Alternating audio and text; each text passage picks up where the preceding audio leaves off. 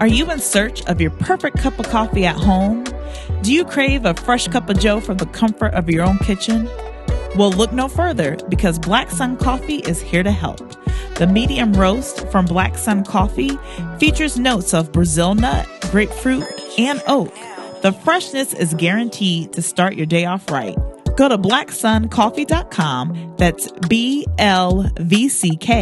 and use the promo code Confidence20 for 20% off your next purchase. The Confidence Factor.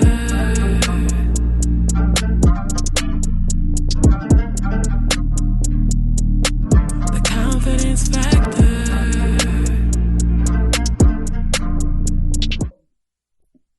There are times we experience what I like to call life-defining moments.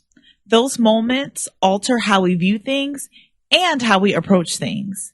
Part of being confident is learning how to embrace accountability, being willing to hold yourself accountable, but also being comfortable in speaking up and saying the things that need to be said and advocating for the things that need to be changed. Today's guest shows us how to grow from those life-defining moments and live a life full of courage and peace with a nice helping of accountability. Let's listen.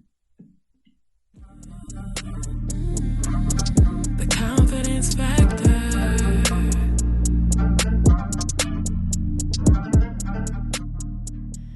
All right, so I've known today's guest for a long time. When I think about being authentic and being comfortable in one's own skin, she is one of the first people that comes to mind.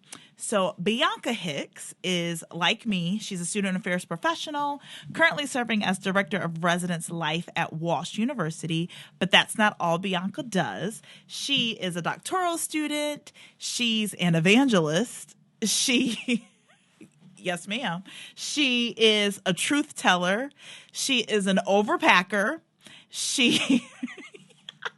And she's also a beautification advocate for both your exterior and interior selves. So that's enough of that. Let's get down to the chat. So Bianca, welcome, and thank you for joining me today. Thank you so much, and thank you so much for having me. I'm very excited about this. So getting down to it, how do we know each other? What's our connection? Because we've known each other for a long time.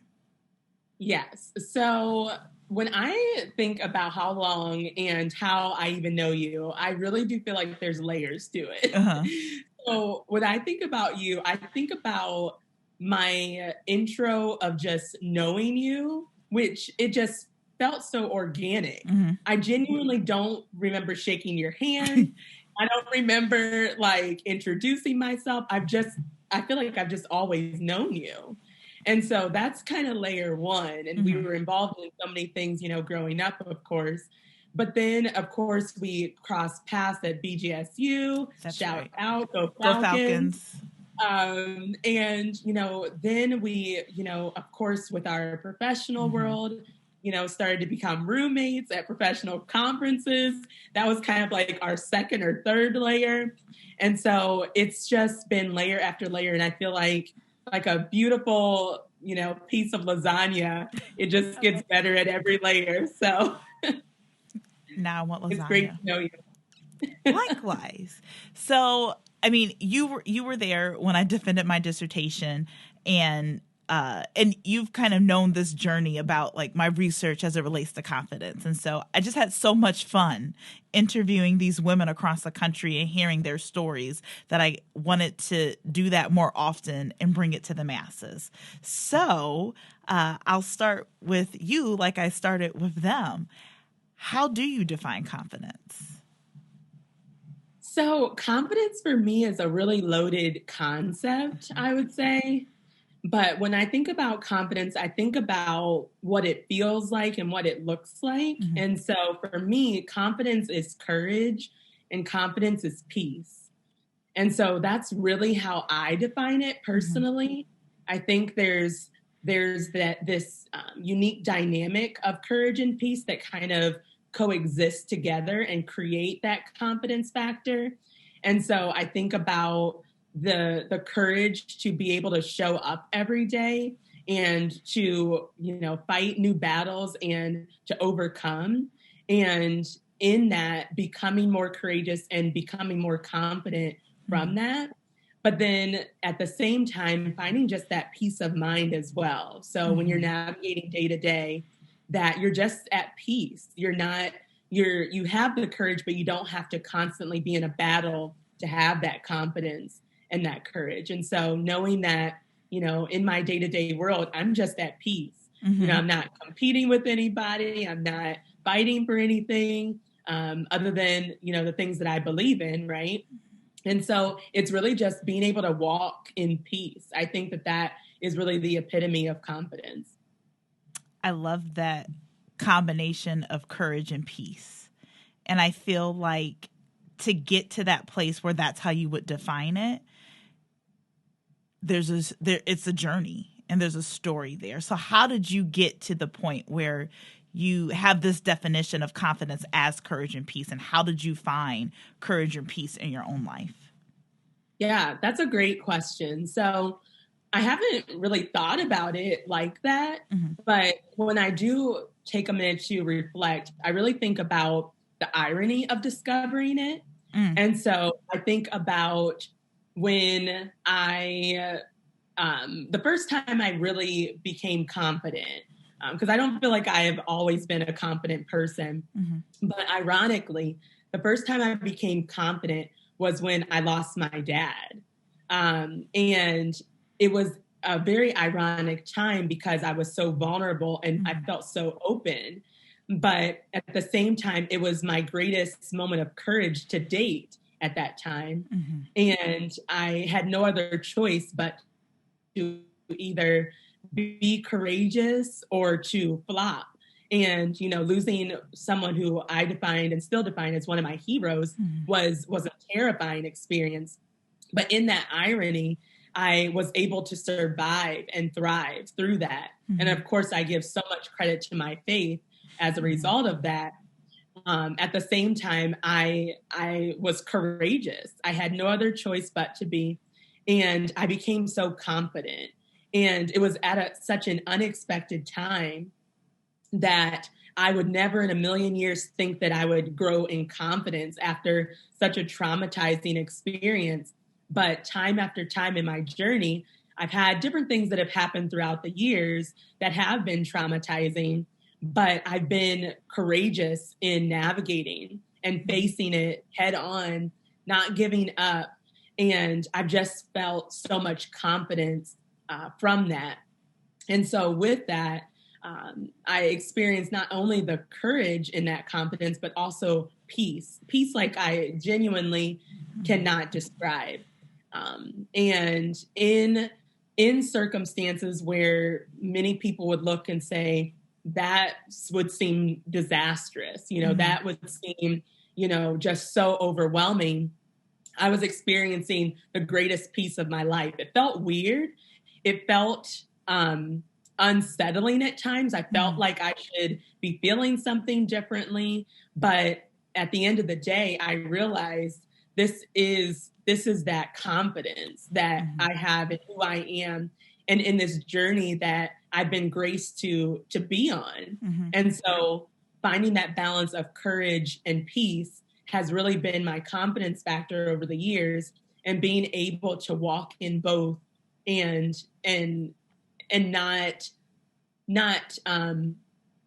not be able to, question that. Because at first I was questioning it. But over time, I just realized that this is what that combination looks like. This is what courage and peace looks like. It really is confidence. And so yeah, I would say my life journeys have really have just shown me what that looks like to balance the two, combine the two. And I feel like courage and peace can sometimes be a little bit ironic in and of themselves. How so? Really together. Well, I really feel like when I think about courage, at least in my definition of courage, I think about, a sword. I think about you're going in for battle. You have this big giant that's ahead of you and you're like, oh my goodness, I don't know if I'll survive this. This looks so much bigger than me. I don't know if I have it within me. And when you kind of, with everything that you have, just keep moving forward and push forward, that takes so much courage, and there's so much energy associated with that. But at the same time, for peace, I feel like there's such a calm that's typically associated with it. There's not a ton of action. It's just kind of a state of being, in a sense.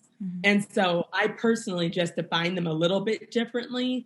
And I've just found such a comfort in their combination, because it really has contributed to what I define as my definition for confidence. So if I can ask you, before you had this like moment of self-realization, if you will, how would you describe Bianca before, and then how would you describe Bianca after? Ooh, I love that. So that's a loaded question and a loaded answer. Yes, of course, right? So that's a great question. So if I were to describe myself before, I would really describe myself as very cautious, not to say that I'm reckless now or anything like that. But I really was just kind of more observant, kind of like taking in my environment, still like a goofball and stuff like that. But just a different approach. I feel like before this kind of like awakening, in a sense, I feel as though I didn't honor my time as much as I should have or could have. And there was almost an arrogance of tomorrow. And I feel as though after some of these epiphanies that I started to experience, I realized you don't have that. And I know that's so cheesy to think about. Tomorrow's not promised. But when you are hit face on with that reality and that vulnerability, losing a loved one, losing different things, there is that wake up. And I realize there's things that need to be spoken about and to and for. And I don't want to waste any minute of my life not advocating for what I need to advocate for, not speaking up for things that need to be spoken for. And it changed how I approached everything. And one thing that I deeply, deeply, deeply, deeply value is accountability. I believe that accountability and leadership go hand in hand.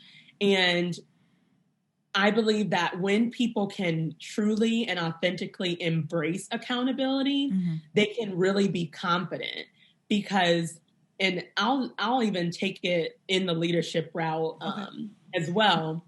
So how I was as a leader before this realization is I did not want to hold anyone accountable.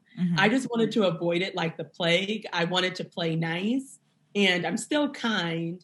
But I realized that playing nice isn't productive, and it doesn't solve any problems, and it actually can be really toxic. And so I would say before this realization, I just didn't quite figure out how to have some of those difficult conversations, and just wasn't confident enough to navigate. And so after some of those realizations, it really just hit me. I realized this is too important to not speak on. This is too important to not address. And I became more confident in even holding myself accountable.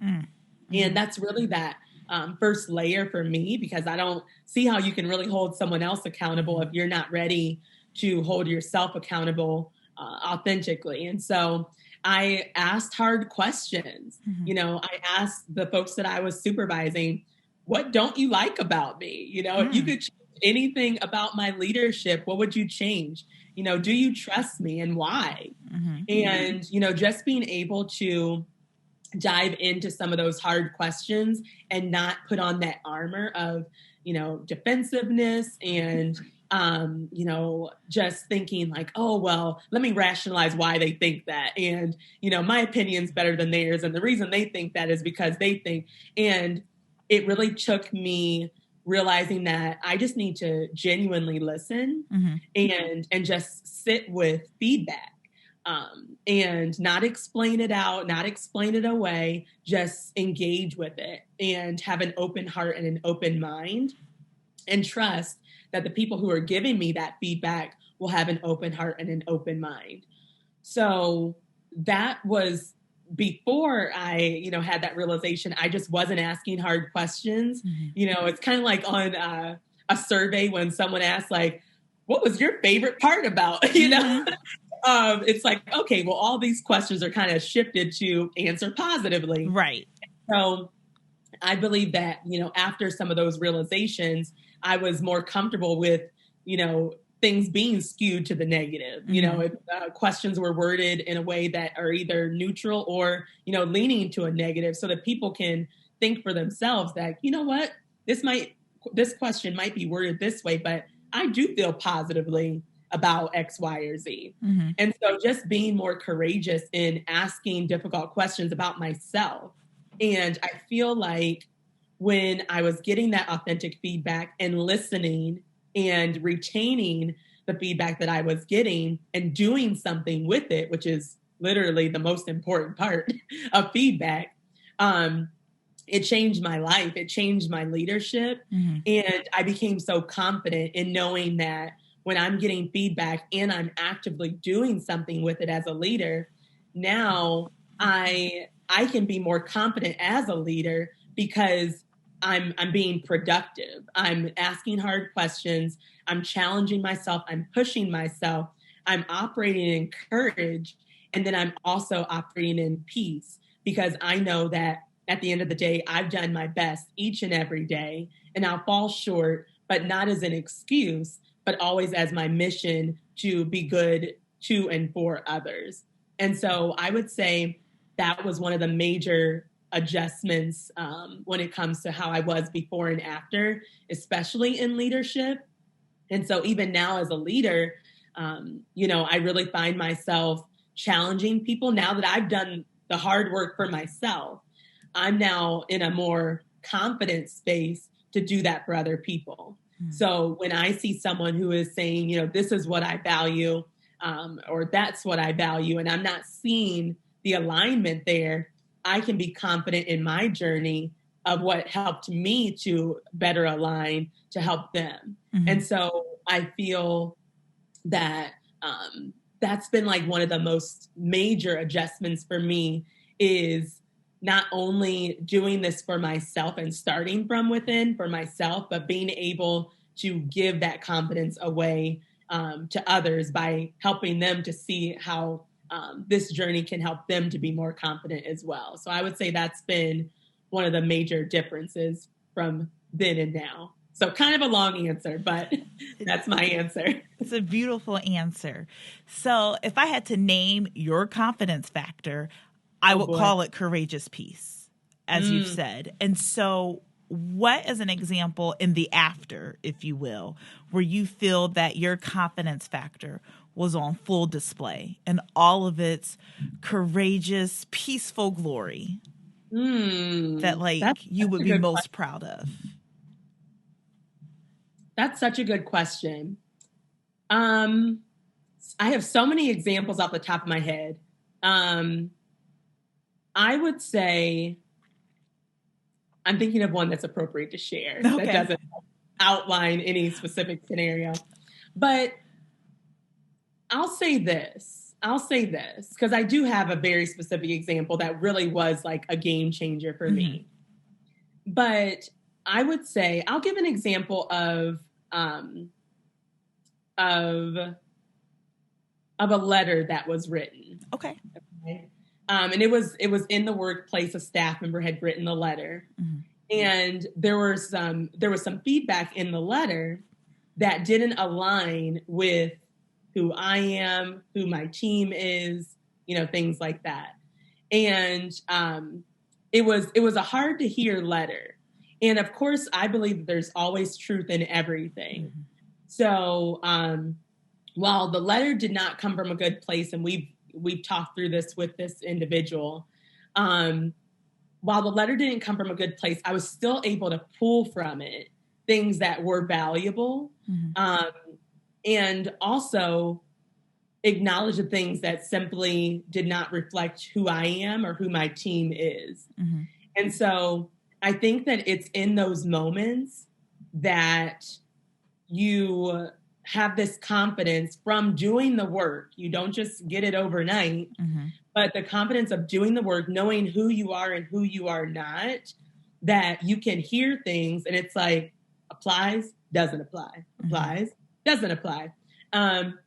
And I know in talking with another staff member, they were just, broken up about, they're like, I don't know how this happened. Like, this isn't true. And I'm just like, yeah, you're right. But, so like, I couldn't even have an emotional response to it because I was so confident in hearing something that didn't reflect who I am and listening to this person actually read this letter. Right.